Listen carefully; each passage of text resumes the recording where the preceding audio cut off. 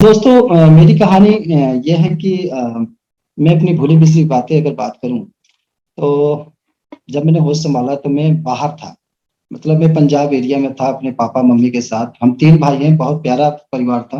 हम तीनों भाई को पापा मम्मी पापा हमारे प्राइवेट फैक्ट्री में रहा करते थे और मम्मी गृहिणी थी। हम तीनों को बहुत अच्छे से लाड प्यार से पढ़ाती लिखाती और घर का काम देखती थी। पापा नौकरी से आते थे और ये चीजें, जिंदगी बड़ी अच्छी गुजर रही थी। समय बदलता है धीरे धीरे धीरे।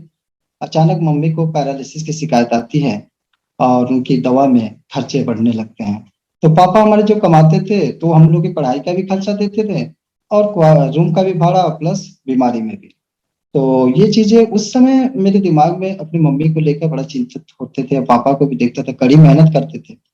वो कभी हम लोग से नहीं कहते थे कि मैं बहुत परेशान हूँ, मैं बहुत वो चीज हूँ। लेकिन धीरे धीरे समय गुजरता है, ठीक होती है। मम्मी का दवा चलता है, ठीक होती है। और धीरे धीरे समय बदलता है। फिर महंगाई बढ़ रही है, पापा का इनकम नहीं। अच्छा, पापा क्या करते थे कि जब भी उनको परेशानियां होती थी तो कंपनियां बदलते थे। जैसे जहां दो पैसे अधिक मिला तो वहां चले जाते थे। तो पढ़ाई क्या होता था, कई बार हम पंजाब में कई जगह बदले। उसके बाद से लुधियाना, फिर उसके बाद से हम लोग कीरतपुर आ गए बिजनौर में। तो वहां भी कुछ साल गुजारे। वो यादें हैं मेरी जिंदगी की। कभी मौका मिला है तो वहां भी जाऊंगा क्योंकि बचपन की यादें हैं वहां की। वहां भी बहुत अच्छा हम लोग का गुजर रहा था, बहुत बढ़िया चल रहा था। लेकिन फिर मम्मी को अटैक आता है और फिर परेशान होते हैं पापा। तो पापा ने कहा कि बेटा ऐसा करते हैं, हम सभी लोग घर चलते हैं। मैं बाहर फिर आ जाऊंगा, कमाऊंगा। आप लोग परिवार के गांव के आबो हवा में रहेंगे। थोड़ा हो सकता है आपकी मम्मी का बीमारी ठीक हो जाए और घर परिवार है तो वहाँ ठीक। धीरे धीरे क्या होता है कि हम लोग 1990 को, मुझे याद है कि 1990 में हम लोग घर आ गए। सोनू घाट हमारा घर है, देवरिया के रहने वाले हैं। तो पढ़ाई चल रही थी। मम्मी के साथ हम लोग रहते थे, मम्मी संभालती थी घर परिवार, पापा कमा कर भेजा करते थे। इन दौरान में मैंने एक चीज अनुभव किया कि बहुत सारे जब समय आते थे, जैसे कोई फंक्शन आ गया, कोई त्योहार आ गया, दिवाली दशहरा, तो पापा को छुट्टी नहीं मिलता था।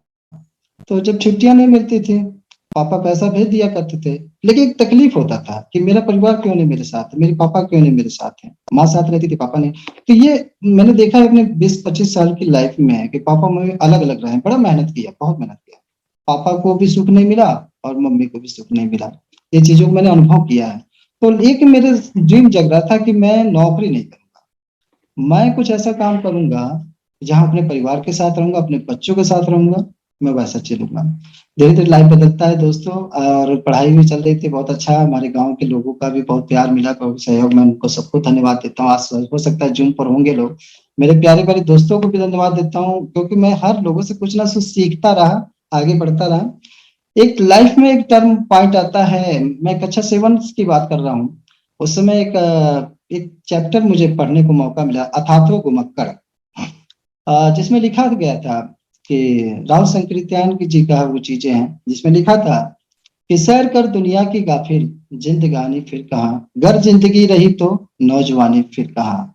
ये बातें मुझे मेरे दिमाग में आ गई और उस समय मैं बड़ा अभिभूत हो गया। मैंने कहा कि यार वाकई ये दुनिया बहुत बड़ी है और मैं जीवन अगर पाया हूँ तो पूरी दुनिया मुझे घूमना चाहिए। ये मेरा सपना उस समय जगा था।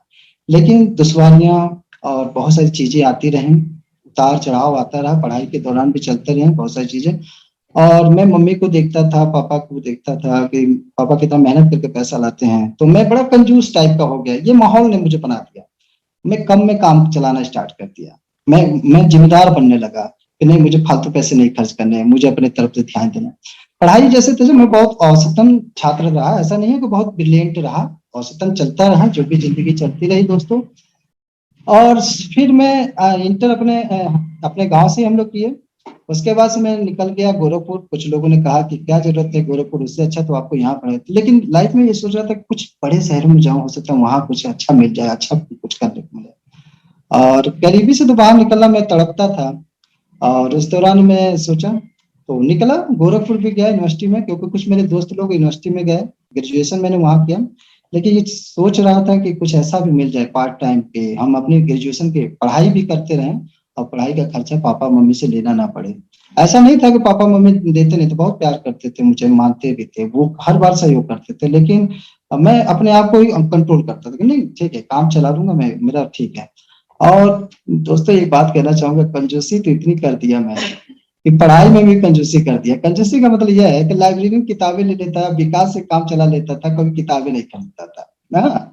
इतनी कंजूसी हो। 250 रुपए में गोरखपुर में जब वो 2001 की बात है, 250 रुपए में गुजारा करता था। आज मैं सोचता हूँ कि वो समय था 250 में गुजारा करता, आज मैं 30-40 हजार रुपए भी कमा लेता हूँ तो लगता है कि बहुत कम है बहुत कम है। और धीरे धीरे समय बदलता है। हमारे एक रिश्तेदार हैं, उनका भी बहुत बहुत मेरे जीवन में प्यार मिला उनका। मेरे जीजा जी, दीदी हैं, जयराम जी, वो रेलवे में रहा करते तो कभी कभी मेरे रूम पर आया करते, हम किराए के। तो देखे तो कहे कि दुर्गेश हमारे यहाँ आ जाओ, हमारे यहाँ से रह के पढ़ाई करना। और उनके मकान में हम लोग जाते, उनको रेलवे का बंगला मिला हुआ था, और वहां हम लोग रहने लगे, पढ़ाई भी करने लगे। वहीं एक डॉक्टर साहब थे, वो भी नए नए अभी मेडिकल कॉलेज से निकले थे, और अपना बिछिया कॉलोनी में, गोरखपुर में हॉस्पिटल डाले। तो उन्हें कोई बंदा चाहिए था हॉस्पिटल में। तो दीदी ने कहा कि दुर्गेश, मैंने कई बार कहा कि दीदी अगर बात करिए कि मुझे भी रख लें, पार्ट टाइम एक जॉब मिल जाएगा, थोड़ा पैसे मिलेंगे तो पढ़ाई का भी काम करता रहूंगा। और उसके बाद से दीदी ने कहा, तो उन्होंने पहले मना किया कि यहाँ बहुत ज्यादा नॉलेज चाहिए, बहुत वो है, लड़का कर नहीं पाएगा। फिर उसके बाद से उन्होंने कोई स्टाफ रखा, तो स्टाफ भाग गया एंड वक्त पर। तो उन्होंने कहा, फिर वो खुद कहे दीदी से कि ऐसा है, दुर्गेश जी को भेज दीजिए, दुर्गेश जी के साथ। और दोस्तों, मैं उसके बाद से हॉस्पिटल ज्वाइन करता हूँ, तो डे में हॉस्पिटल, नाइट में ड्यूटी रहती थी, डे में मैं पढ़ाई करता था। और ऐसे में जिंदगी चल रही थी। और धीरे धीरे क्या होता है कि उस हॉस्पिटल के काम को बड़ा अच्छी से बखूबी मैं करने लगा। वहाँ के कार्यभार को संभालने लगा, मुझ पर विश्वास भी लोगों का होने लगा। और मैं सीखता भी रहा। मैं अपने डॉक्टर सर का भी, डॉक्टर ओपी सिंह जी का भी मैं धन्यवाद देता हूँ कि जिन्होंने मुझे सिखाया है अच्छी पर्सनालिटी। क्योंकि पहले मैं बड़ी बड़ी मोछे रखता था, देहाती मॉडल रहता था, कपड़े नहीं ढंग से पहनता था, लेकिन उन्होंने भी कुछ सिखाया मुझे। उनकी मैडम ने भी सिखाया कि ऐसे रहना है, ऐसे ठीक है। तो वो कहानी भी मेरी बड़ी अच्छी है। और धीरे धीरे वहाँ के स्टाफ, मैं सबसे सीनियर था, स्टाफ भी बहुत सारे स्टाफ मेरे आए, वो बड़े प्यारे भी स्टाफ थे और बहुत सहयोग करते थे, मेरा मान सम्मान भी करते थे। डॉक्टर साहब और मैडम दोनों लोग हॉस्पिटल जो है गवर्नमेंट जॉब में आ गए, तो पूरे हॉस्पिटल का कार्यभार मुझे संभालना पड़ गया। अब मैं दिन रात मैं वहां पर काम करने लगा, और इतना तल्लीन हो गया, इतना अच्छा लगने लगा, इतना मजा आने लगा उस डॉक्टरी लाइन में। मरीजों का प्यार मिलने लगा। मरीज मेरे यहाँ से जाते थे तो आंखों में आंसू लेके जाते थे और कभी कभी मैं नहीं मिलता था तो लोग कहते थे डॉक्टर साहब कहाँ हैं, मुझे ही डॉक्टर मानते थे। ग्रेजुएशन जैसे तैसे पूरा हुआ, पोस्ट ग्रेजुएशन इकोनॉमिक्स से मैंने करना स्टार्ट किया, लेकिन मैं फिर उस समय मैं बहुत ज्यादा हॉस्पिटल ज्वाइन कर चुका था, तो मैं वहां पर ध्यान नहीं दे पाया। और 2008 में मैंने डिस्पेंसरी अपना डाला। मैंने डॉक्टर साहब से कहा कि सर मैं चाहता हूँ अपना डिस्पेंसरी डालूं। तो मैंने डिस्पेंसरी भी डाला। और डिस्पेंसरी के दौरान ही मेरी शादी भी होती है। मेरे ससुर जी, अभी हो सकता है प्रोग्राम देख रहे होंगे, वो भी पेशे से डॉक्टर हैं, सासू माँ भी डॉक्टर हैं, दोनों लोग। तो आज उन्होंने मुझे चॉइस किया। मैं तो इतना वो नहीं जानता था, मैं तो सोचता था कि सिंपल सा, लेकिन उन्होंने कहा बेटा मैं आप चाहता हूँ कि अपनी बिटिया की शादी आपसे करूँ। तो मैंने कहा कि अब तो पापा से बात करिए, पापा ही सब कुछ कहेंगे, अब बाकी चीजें। उन्होंने मुझे मेरा काम को देखा, पसंद कर लिया। आज उन्होंने भरोसा किया है। शुरू शुरू में तो मैडम मेरी बड़ा वो कहते थे कि आप तो लगते हैं खोटा सिक्का, लेकिन पता नहीं कैसे आप तो कुछ कुछ आदतें हैं कंजूसी वाली, तो वो कहती है कि आप खोटा सिक्का है। लेकिन फिर भी अब इनको एहसास होता है कि नहीं, खोटा सिक्का नहीं, पापा ने जो भी किया बहुत अच्छा किया है बहुत बढ़िया किया है। हाँ, कभी-कभी लाइफ में मैं अपने जैसे पापा को ये लोग देखते थे बड़ा संघर्ष करके, इन्होंने बहुत अच्छा, मतलब साम्राज्य साम्राज्य कहते हैं, मैंने बहुत अच्छा सब चीज़ बना लिया। और हमारे पापा थोड़ा-सा की बीमारी की वजह से, मम्मी की बीमारी की वजह से ज़्यादा वो नहीं कर पाए, डेवलप नहीं कर पाए हम लोगों ने। लेकिन ठीक रहा, जो भी था, ज़िंदगी है, चलती है, तो हम लोग भी बहुत अच्छा धीरे-धीरे गुजरने लगा। शादी जब इनसे होती है, फिर हम लोग डिस्पेंसरी, अब क्योंकि ये पेशे से मतलब मम्मी-पापा विरासत में उनको मिला है, क्योंकि बचपन से ही डॉक्टर लाइन में रहे, तो सारा चीज़ इनको मालूम है, ज्ञान है।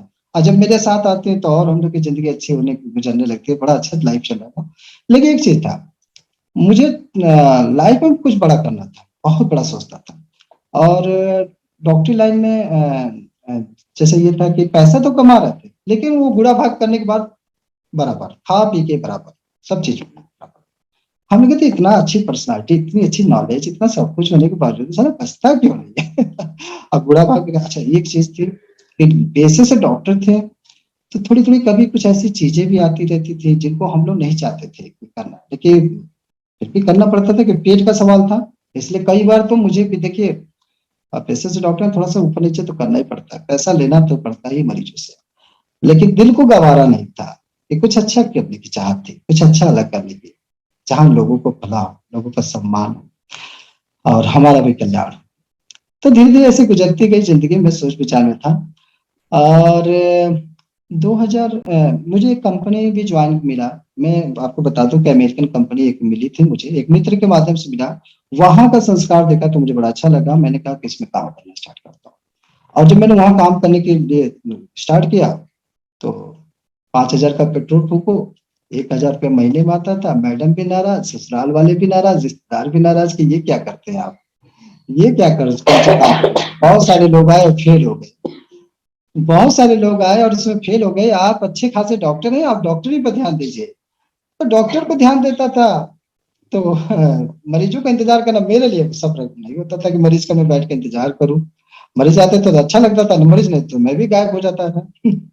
तो फिर धीरे धीरे क्या होगा, 2 साल जाते जाते मैंने ये चीजें धीरे धीरे वहां से, मुझे बार बार रिश्तेदारों ने टॉर्चर किया कि नहीं छोड़िए ये सब काम, आप एकदम फोकस करिए डॉक्टरी पर। लेकिन पता नहीं क्यों मन ही नहीं लगता था। चला, फिर भी जैसे तैसे गाड़ी चलाते रहे। 2013 के बाद हम हाटा क्षेत्र में आ जाते हैं, वकील में गंज। और हम अपनी पत्नी के साथ बहुत अच्छा पैसा बनाए। 2015 की बात मैं बताऊं कि उस समय एम्बुलेंस जब चलने लगा, क्योंकि लेडीज केस के लिए मेरी मैडम माहिर है और हम लोग दोनों लोग बहुत अच्छा पैसा भी बनाते हैं। 2015 में आ, जब एम्बुलेंस आने लगी घर घर गांव गांव, तो फिर हमारे यहाँ पेशेंट कम होने लगे। पेशेंट कम होने लगे तो मैं थोड़ा परेशान हुआ करता था कि ये क्या चीज है। मैडम बड़ी खुश मिजाज रहा करती थी, कहती कोई बात नहीं, चलो जैसे चल रहा है चल रहा है, ठीक है जैसे भी चल रहा है, कम में ही गुजारा चल।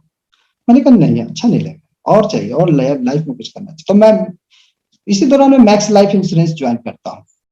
और मैक्स लाइफ इंश्योरेंस में मैंने बड़ा अच्छा परफॉर्मेंस किया, लेकिन वो परफॉर्मेंस कैसा था जानते हैं? उसमें मोटा पैसा लगता था। रिश्तेदारों को, जिन जिनको मैंने कहा अपने ससुराल वालों का भी पैसा टलवाया और लोगों का, तो जो मुझे जानते थे वो इंश्योरेंस कर लेते। लेकिन जब अनजान लोगों से मैं कहता था इंश्योरेंस करने के लिए, तो जल्दी भरोसा नहीं करते। तो वहां भी 1 डेढ़ साल का अनुभव रहा। टारगेट जब मिला, मुझे बड़ा टारगेट मिलता है तो मैं वहां फेल होता हूँ, तो फिर मुझे वहां से मतलब नहीं हो पाता है मुझसे। तो फिर मैं वहां भी आना जाना बंद कर देता हूँ, फिर हॉस्पिटल में वो करता हूँ। इसी दौरान में मैं शैलेंद्र सर जी हमको डीएक्शन के बारे में बात करते हैं। और डीएक्शन नेटवर्क मार्केटिंग की बात मैं जब सुनता हूँ तो मैं कहता हूँ कि बहुत सारी कंपनियां मैंने भी देखा, बहुत सारी कंपनियां आते जाते हो, तो मैंने कहा नहीं सर, अब तो अब लग रहा है मेरे मेरा पासा जो है पनौती है, मान लीजिए कि मुझसे नहीं हो पा रहा है, मैं अब डॉक्टरी लाइन पर ही रहूंगा, मुझे कुछ नहीं करना है मुझे। लेकिन उन्होंने कहा कि नहीं, ये भी बहुत अच्छी चीज है, आप पेशे से डॉक्टर हैं तो आप इस काम को करिए। गैनोडर्मा बहुत ही अच्छी चीज है, और आप अपने कुछ ऐसे पेशेंट है जो बहुत ज्यादा मतलब कई जगह से लौट के आते होंगे, और वो आपसे अगर कहते हो तो आप क्या कहते हो? मैं कहता ऐसे मरीजों को मैं भेज देता हूँ। मैं कहता नहीं, मेरे पास नहीं है, क्योंकि मैं एक साधारण डॉक्टर हूँ और मैं ज्यादा रिस्क नहीं उठाता हूँ। तो उन्होंने कहा कि नहीं, यहाँ आप कल्याण कर सकते हैं, यहाँ चीजों को कर सकते हैं। गैनोडर्मा के बारे में उन्होंने एक लिटरेचर दिया था, मैंने उसमें खूब पढ़ा था। डॉक्टर फूकमे मोरिसियो के बारे में मैंने पढ़ा कि एक अंतर्राष्ट्रीय स्तर के ख्याति डॉक्टर हैं, जिन्होंने कैंसर में बहुत अच्छा रिजल्ट पाया और उनको भी अचरज हुआ। और चमत्कारी जड़ी बूटियों के राजा के बारे में तो ये बस सुना था, मैं इसको अनुभव नहीं किया था। दोस्तों एक बात बताऊं, ये भी एक वाक्य मेरे साथ होता है। एक पेशेंट आती है मेरे क्लिनिक पर और उसको कैंसर, कैंसर नहीं, उसको यूट्रस में प्रॉब्लम थी और मायोमा निकला हुआ था, जो बाद में चल के कैंसर का ही रूप पकड़ता है। मैंने कहा अगर देखो भाई, अगर आप दवा नहीं कराओगे ना तो आपको बाद में चल के दिक्कत आ जाएगी, कैंसर। तो उसने लगी कहने कि नहीं सर, हमारी एक देवरानी है, उनको कैंसर हो गया, 3 साल से वो कैंसर के मतलब चपेट में है। डॉक्टरों ने अब बोल दिया कि घर ले जाओ, सेवा करो। और 15 दिन से खाना पीना छूट चुका है। और आज आज बछिया चुराया गया, जो अंतिम संस्कार होता है, वो सब कार्यक्रम करते हैं लोग। तो मैंने कहा कि मेरी बात याद आई शैलेंद्र सर की कि भाई, उन्होंने कहा कि कैंसर को किताब भी पढ़ा था डॉक्टर फुकमी मुर्शियों के बारे में। मैंने कहा एक बार आजमा के देख लेते, चलो बता ही देते। मैंने पूछा उम्र क्या है, तो उन्होंने कहा 32 साल। बच्चे छोटे छोटे हैं, आजकल वो मर जाएगी बेचारी, लगी दुखी होकर पता नहीं। तो मैंने कहा एक बात है, एक प्रोडक्ट तो है, वो कैंसर का काम करता है, लाखों रुपया उन्होंने खर्च किया, एक बार इस पर थोड़ा सा खर्च करके देख ले। और वो महिला घर जाती है और अपनी भाषा में कहती है कि डॉक्टर साहब आए हैं चौराहे पर, हैं वकीलगंज चौराहे पर, और वो कैंसर का इलाज करते हैं। आप 3-4 लोग मेरे पास आते हैं और कहते हैं कि डॉक्टर साहब, आप कहाँ के डॉक्टर साहब? मैंने कहा मैं तो गोरखपुर से आया हूँ, क्योंकि मैं पहले गोरखपुर में प्रैक्टिस करता था, फिर आगे। तो कह रही कि आप कैंसर का इलाज करते हैं? मैंने कहा सर नहीं, मैं कैंसर का इलाज नहीं करता हूँ, मैं तो एक साधारण डॉक्टर हूँ। तो एक महिला बता रही थी और कैंसर का इलाज करती है। मैंने कहा अच्छा अच्छा अच्छा, ठीक है ठीक है सर। किसको है? तो उन्होंने बताया कि मेरी वाइफ को है, और 3 साल से मैं परेशान हूँ, और अब तो खाना पीना भी छोड़ चुका है, सांसें चल रही है, थोड़ा थोड़ा चम्मच से पानी पिलाया। मैंने कहा दोस्त, एक गैनोडर्मा है और ये प्रोडक्ट है, मैंने चाय स्पालुना और बाकी चीजें थोड़ा सा उनको डिसाइड किया और मैंने बताया, बात ही बात हुआ। तो उन्होंने कहा कि ठीक है, भरोसा करते हैं, हम ये चीजें करते हैं। लेकिन उनके साथ के लोगों ने कहा कि सर अब तो मर जाएगी, आप क्या ये सब में हाथ रखते? मैंने कहा भाई मैंने तो बताना था, अब जैसा आपकी इच्छा। घर से पैसा मंगाते हैं, घर वाले पैसा नहीं भेजते, कहते हैं कोई ठग डॉक्टर आते हैं, अभी पैसा लेके चला जाए, इसकी कहानी खत्म। उन्हें कहाँ थी। लेकिन फिर ये डांटता है बंदा, और घर से पैसा मंगाता है, मेरे हाथों में देता है और कहता है ठीक है सर लो। मेरे हाथों में जब पैसा आता है तो सर एक डर सा बैठ बैठ जाता है कि कहीं ऐसा ना हो कि अंत तक कहानी चल रही है और मेरे प्रोडक्ट पता नहीं खाए। वो तो मरना ही है, कैंसर है तो मरना ही है उसको। अब कहीं ऐसा ना हो तो कह देंगे कि इन्हीं की दवा खाने से मर गई। तो मेरा क्रैक जो कैरियर है डॉक्टर का, वो एक चौराहे पे बदनाम होने का डर लग गया था। लेकिन फिर भी जुबान से निकल चुकी थी बातें, हाथ में पैसा आ चुका था, उधर में मेरा दिमाग चल रहा था। मैं चला गया गोरखपुर। गोरखपुर में इसका ऑफिस था, तो कुसमी बाजार मेरा ससुराल पड़ता है। मैं वहीं रात में कुसमी बाजार में रह गया और रात भर नींद नहीं, चिंता में, तनाव में कि पता नहीं क्या। और ये भी सोचा था कि इन लोगों को बोला था कि अगर कुछ घटना घटेगी तो मुझे फोन करिएगा। इन लोगों ने सुबह 10 बजे तक कोई फोन ही नहीं किया। अब मजबूरी था कि मुझे प्रोडक्ट तो खरीदना था। अब गया मैं वहां पर ऑफिस पर, और वहां पर मैंने पूछा कि सर ये बताइए क्या वाकई गैनोडर्मा काम करता है कैंसर पर? तो उन्होंने कहा कि सर काम तो करता है, अगर उसके बाद 3 महीने का टाइम होगा और चल ये प्रोडक्ट अंदर चला गया तो काम करेगा। बताया। मैं वहां से आरजीजीएल, स्टाइलोना और नूनी लेकर आता हूँ। ये लोग इंतजार कर रहे थे, उसको ले गए। ले जाने के बाद से उनको बताया कैसे खाना है, तो घोल बनाकर चाय के पानी में सब 10-10 कैप्सूल घोल बना बना के उनको चम्मच से हर आधे घंटे पे पिलाना था। ये क्रिया जैसा उन्होंने बताया वैसा मैंने बताया। और 3 दिन के बाद मैं, सुबह सुबह का टाइम था, रात का जगह था, और सुबह उठा 8 बजे, ब्रश कर रहा था, तब तक देखा वो बंदा आया। जब मैंने देखा तो मुझे लगा कि वो तो कहानी खत्म हो गई, और वो बंदा कहेगा 4,000 रुपये की दवा जो आप डॉक्टर साहब दिए, क्या करूंगा मैं आपने। मेरा दिमाग ये चल रहा था। लेकिन वो बंदा जब सुना, कहा अरे डॉक्टर साहब नमस्कार। मैंने कहा नमस्कार, क्या हाल चाल है? तो कह रहे अरे डॉक्टर साहब आपकी दवा तो काम कर गई। मैंने कहा वाकई रियली? कह रहे हाँ डॉक्टर साहब रियली। और डॉक्टर साहब परिवार वाले गए ना, डॉक्टर साहब को बुला रहे। तो एक तो खुशी हुई, फिर डर लग गया कि कोई बात तो बिगड़ने की कि घर बुलाया जा रहा है। और फिर भी हिम्मत जुटाया। मैंने कहा अच्छा चलिए उसकी बातों से बात किया। घर पर जाता हूँ तो महिला चारपाई पे लेटी थी, और बहुत सारी महिलाएं आकर, बहुत सारे आदमी, कौन डॉक्टर साहब आए हैं? तो मैं आता हूँ। महिला ने मुझे देखा और महिला हाथों हाथ जोड़कर लगी रोने, लेटे लेटे कि डॉक्टर साहब मुझे बचा लीजिए, डॉक्टर साहब मुझे। मैंने हाथ जोड़ा, मैंने कहा मैं तो एक साधारण डॉक्टर हूँ, और डॉक्टर बचाने वाला तो ऊपर वाला है, आप निश्चित ही बचेंगे। और ये गैनोडर्मा है जिसके माध्यम से आप बच सकते हैं। आप आज, उन्होंने कहा कि एक रोटी आज मांग के खाए थे, हस्बैंड बताए थे, और उन्होंने ये चमत्कार, यहाँ पर मैं चमत्कार को देखा कि वाह यार क्या रिजल्ट है। और धीरे धीरे फिर इस पर थोड़ा सा और मैंने अध्ययन किया, तो ऐसे नहीं हुआ, फिर भी वो थोड़ा सा चमत्कार तो हुआ इनके साथ, और बहुत अच्छा रिजल्ट भी मिला। लेकिन अभी दिल को उतना नहीं लग रहा था, डर सा था कि पता नहीं क्या होगा। फिर इसके बाद से एक अलाउद्दीन में मिलते हैं, और अलाउद्दीन को 20 साल से गठिया था, 10 साल से, सॉरी 10 साल से गठिया था, और बहुत दवा करा चुके थे, 10-12 कट्ठा बेच खेत भी बेच दिए, तो बहुत मोटा उनके पास फाइल था। मैं मैं गांव में प्रचार करने गया था, तो लोगों ने कहा कि बातें तो बहुत अच्छी हैं, लेकिन आप उस बंदे को खड़ा कर दीजिए, तब जाना जाएगा कि आपके प्रोडक्ट में दम है। मैंने कहा अरे भाई मैं कोई दवा नहीं बेच रहा हूँ, ये एक भोजन है। उन्होंने कहा कि नहीं, आप उनको चला के देखिए। वो बंदा मेरी बात सुन रहा था बैठे बैठे, तो वो बंदा कहा कि डॉक्टर साहब मुझे चाहिए। मैंने कहा कि देखो भाई विश्वास करना पड़ेगा, रिपोर्ट देखा बोन टीवी की भी शिकायत। मैंने कहा विश्वास करना पड़ेगा और 3 साल जम के खाना पड़ेगा, जैसा मेरे अपलाइन बताते थे वैसा मैं बताया। वो बंदा भी खाया प्रोडक्ट, और खाते खाते आज वो अपना साइकिल भी चला रहा है, अपना मुर्गे की दुकान भी चला रहा है, बड़ा अच्छा एंजॉय चीजें।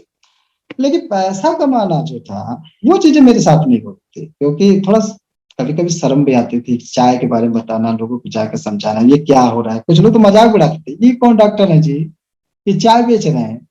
लेकिन वो चीजें थी। और फिर मैं मीटिंग में आता हूँ और मनोज सर से मुलाकात होती है हमारी, लेकिन थोड़ा सा नकारात्मक भी चीजें मेरे साथ थी। मैं कामचोर की प्रवृत्ति, ये भी कह लीजिए कि थोड़ा सा चीजों की थी। पैसा कमाना चाहता था, वो है ना कहानी कि स्वर्ग तो सब लोग जाना चाहते हैं, मरना कोई नहीं चाहता। तो पैसा तो कमाना चाहते थे, लेकिन फील्ड में काम करना नहीं चाहते थे। ये चीजें थी मेरे साथ चल रही थी। तो लेकिन सर से मैं पॉजिटिव जब भी मिलता था, पॉजिटिव बातें जब इनसे मैं बात करता था तो सर कहते थे, दुर्गेश जी आप क्या कहना चाहते हैं। मैं इनके पास रोता था, सर दुकान नहीं चल पा रही है, पैसा नहीं आ पा रहा है, ये नहीं वो नहीं। तो ये हमको समझाते थे कि आप पॉजिटिविटी रखिए, आपकी बातों से एहसास नहीं होता है क्या। फिर उतार चढ़ाव चलता रहा। इस तरह से चला, 2-3 साल ऐसे ही गुजरा। कभी बताते थे, कभी नहीं बताते थे। ठीक है ना, रिजल्ट तो अच्छा था, लेकिन नहीं हो पाता, क्योंकि डॉक्टरी लाइन में तुरंत पैसा मिल जाता था, यहाँ पे थोड़ा लोग सर्च करके पैसा देते थे, तो वो अच्छा लगता था। तो ऐसे धीरे धीरे चलता है। और 25 फरवरी 2018 की बात है, धर्मशिला जी का प्रोग्राम लगा था। मैं उनको कोट कोट प्रणाम करता हूँ, धर्मशिला जी और सुरेंद्र सर। जब उनका वो नया नया अभी वो बने थे क्राउन एम्बेसडर, तो उनका प्रोग्राम लगा था देवरिया में, और सर ने बुलाया था कि आप लोग आपको आना है। हम लोग आए, उनका जो भव्य स्वागत देखा, तो वो दिल को छू गया। और इतनी भीड़ थी कि मैं पीछे खड़ा था, पीछे खड़ा हो गया। लेकिन जब उनका स्वागत किया जा रहा था, जब उनकी बातें हो रही थी, मेरी आंखों से पानी गिर रहा था। मैंने कहा यार यही तो मुझे चाहिए, यही तो चाहिए मुझे, यही तो जिंदगी में चाहिए।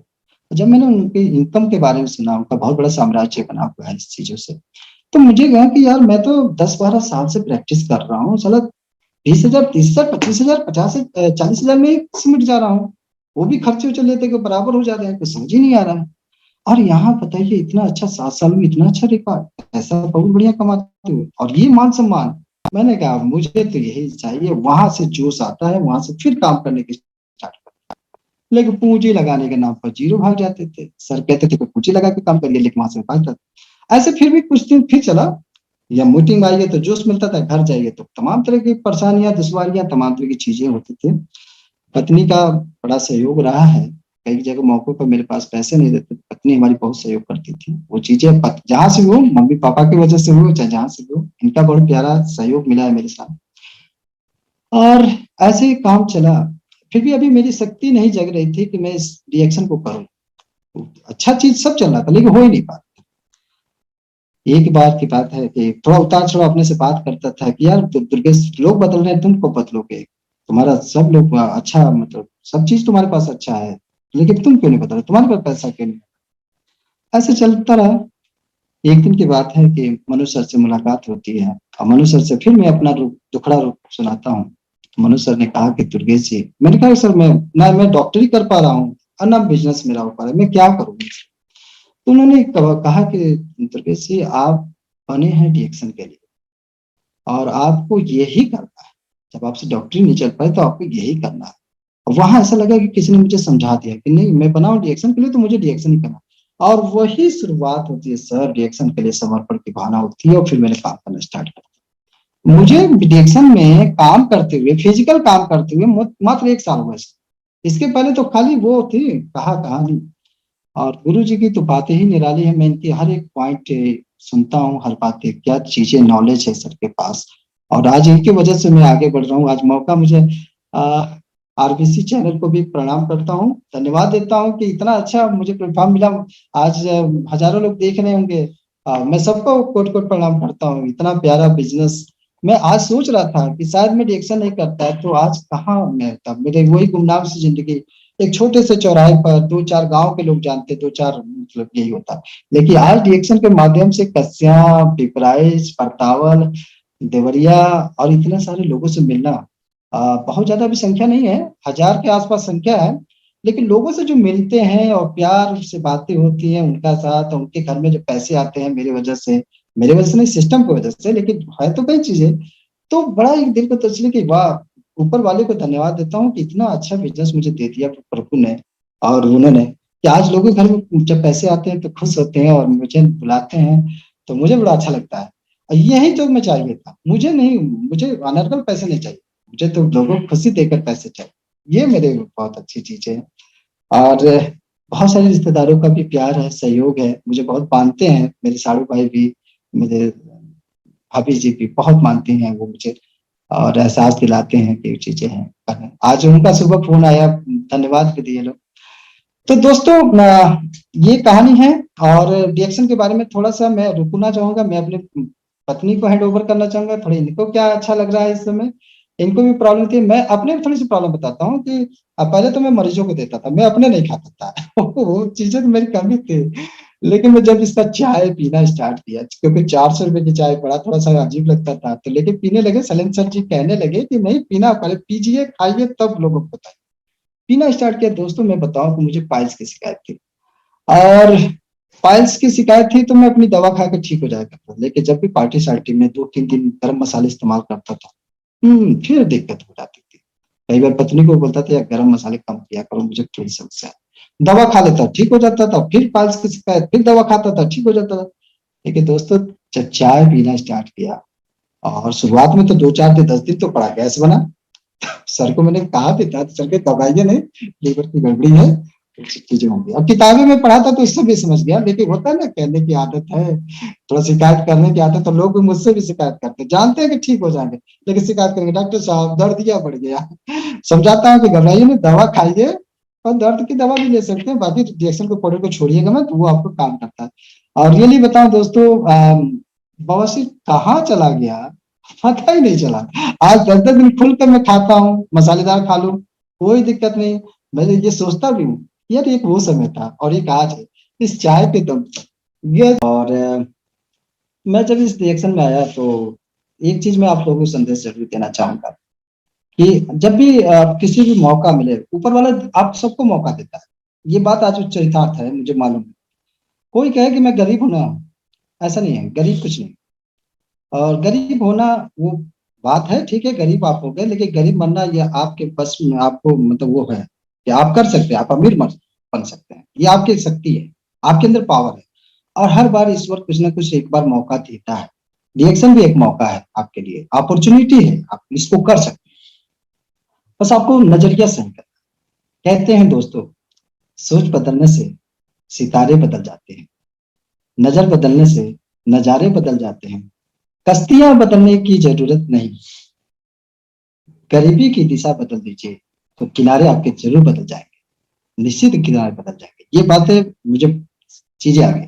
तो नजरिया आपका होना चाहिए। आप इस रिएक्शन कंपनी को, बहुत सारे लोग कहते हैं अरे नेटवर्किंग है, नेटवर्किंग, अरे क्या है, बुरा है क्या नेटवर्किंग? आज दुनिया, बहुत सारे लोग नेटवर्क से करोड़ों रुपए बनाते हैं, नेटवर्क बुरा है क्या? मैं पहले नहीं जानता था, लेकिन बाद में धीरे धीरे अपने गुरु का सम्मान, गुरु से मुझे ज्ञान मिलता गया तो मुझे इसकी गहराई में समझा। और नेटवर्क आज मुझे समझ में आता है कि नहीं, अगर दुनिया में आप आए हो ना तो नेटवर्क बनाओ। नेटवर्क बनाओगे तो पैसा कमाओगे और अपनी सारी खुशियां पा सकते हो। ये मुझे समझ में आने लगा।